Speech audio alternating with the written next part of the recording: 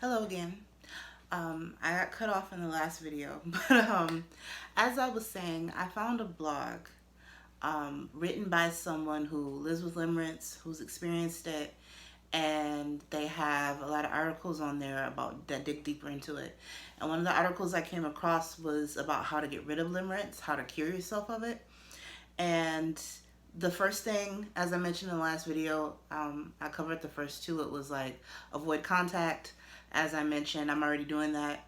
Um, I live in a different state. I am terrified of the idea of talking to this man. But I forgot to mention earlier in the story when I was explaining, kind of explaining how, you know, explaining, how I discovered my LO and, my feelings for him and like kind of, the ups and downs. Um, there was a time I messaged him on Facebook. And it was this whole thing because there are a couple friends that I've talked to about this, and their advice to me is because they don't quite understand it. A lot of people don't quite understand it, and they especially don't really understand the part of it tying into my mental illness. So their thought process was, you just need to tell them how you feel. You're building this all up in your head. You just need to talk to them. So I sent him a message on Facebook. I did not say that I did not even tell him I thought he was cute or I was attracted. I didn't say I'm interested in you in a romantic way. I didn't say anything like that. All I did was compliment them on their work. And they responded. They said thank you. Um, and I internalized that as rejection because I had spent all this time um, coming up with like the perfect little sassy message to send. I was trying to make sure my profile picture looked perfect. So when I slid in them DMs, they saw my picture and, my face was beat on this day. Weave was fresh on this day. And I was, trying to find the perfect picture. And they said thank you. And I took it as rejection because in my mind I was building up hope that it would turn into him saying something like, oh, you're really pretty, or, it being, more of a dialogue and it's like going back and forth with one another or something like that. And that didn't happen. And so that's the only time that I'd remotely tried to contact him. And I think years ago, like before, when I was probably still a teenager, I may have tweeted him once, complimented him on a photo, and he said thanks. And that was that. Outside of that, I've never tried to contact him. Um, the other thing was to think of negative traits about this person. And as I explained, I don't really know him. And a part of limerence is all of the things that you like about the person are over exaggerated.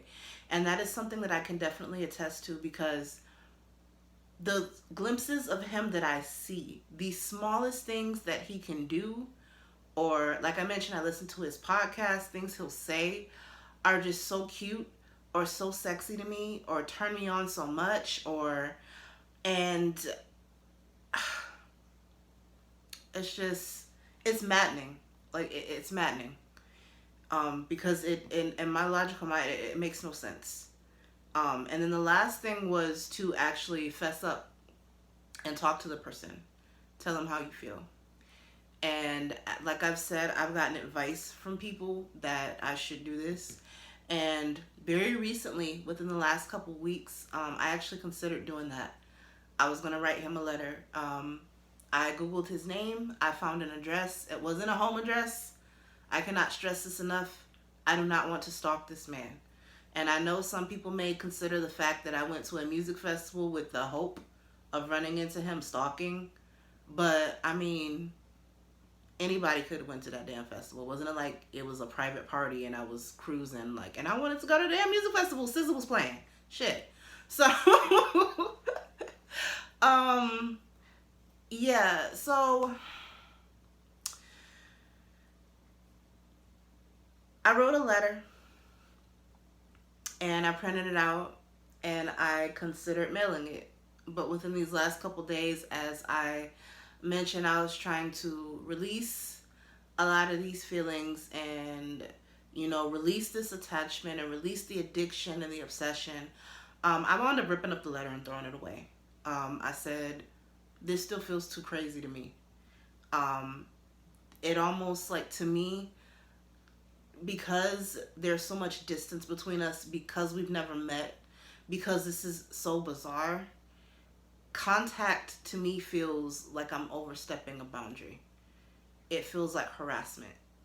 And I would rather find a way to let this die out on its own, because this is all my issue.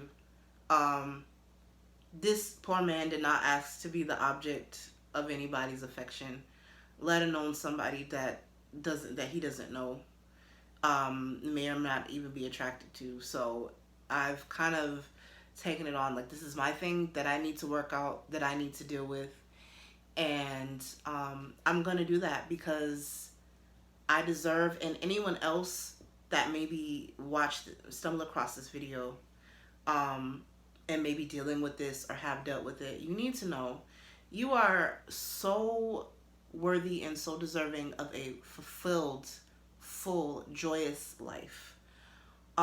If you desire a soulmate, if you desire love, you are so worthy and so deserving of something real, of something reciprocated. There's nothing romantic about unrequited love. There's nothing romantic about it. It doesn't feel good. It sucks. It's draining, and it makes you feel shitty about yourself. And that's not energy you want to be in. You want to love yourself. You want to accept the flaws that you do have. Like, it's kind of what I'm trying to do right now. I'm trying to, yes, I get obsessed. I'm overly sensitive among a whole list of other things, but I'm still worthy and deserving of real love. And I want to put in the work, to attract that love into my life, because I've never really had it. And we all need love. We all need it.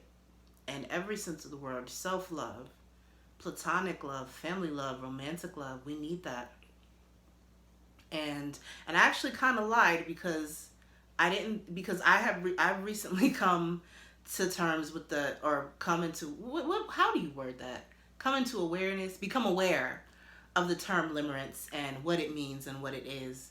And I didn't think that there was a whole lot of knowledge. Well, as I was uploading my first video, on YouTube, there's tons of videos on limerence, and I'm gonna binge watch them all later. But a reoccurring theme that I kind of noticed was there were videos from people talking about, help, my husband is in limerence with someone else, or help, my wife is in limerence with someone else, and they want to end our marriage over this limerence they're feeling for this other person. Sweetie, if you watching this, you stumble across this, and that's you, don't do that shit. I mean, by all means, if you're in a marriage and you're not happy and you're not fulfilled, be the bigger person and walk away. Don't lead that person on. Everybody deserves to be in a relationship with their loved, where it's healthy, where y'all are happy to be together. Everyone deserves that. But sacrificing that over a possibility, and even if that other person is in limerence with you, I wouldn't want to be in a relationship like that. That's too goddamn intense. And it's not real love. I can't say I used to say that I was in love with my LO, but I can't say that anymore. I don't know him. I've never spent time with him. I only know, like, yeah, I've heard him talk about things, but all the things that he talks about are kind of the subject of his podcast. And at one point, years ago, he used to post on social media quite a bit, so I kind of got glimpses of his personality, and I used to eat that shit up. And from what I saw, he seemed like someone that I would love to be with. He seemed very articulate, very intelligent, like funny in a corny, goofy kind of way, and I like that. He has the look that I'm very attracted to. He seemed ambitious, and he had a great career, and I also, like, when I said that I thought I was an erotomaniac, what made me think that is because, and it also made me shit on myself, because I'm like, he's, has this great career, and I'm just over here working in customer service. I'm still in school. I'm still trying to figure out my path. And,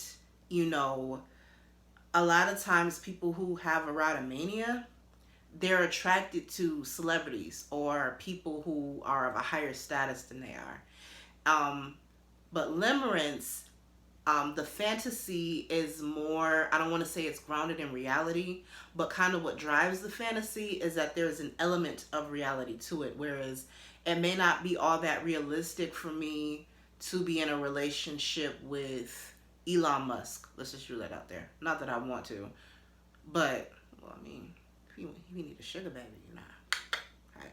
But Elon Musk, like, that's not realistic, but like, let's say if I had, with this person, yes, he's worked with celebrities before, but he himself is not a celebrity. He's a regular dude.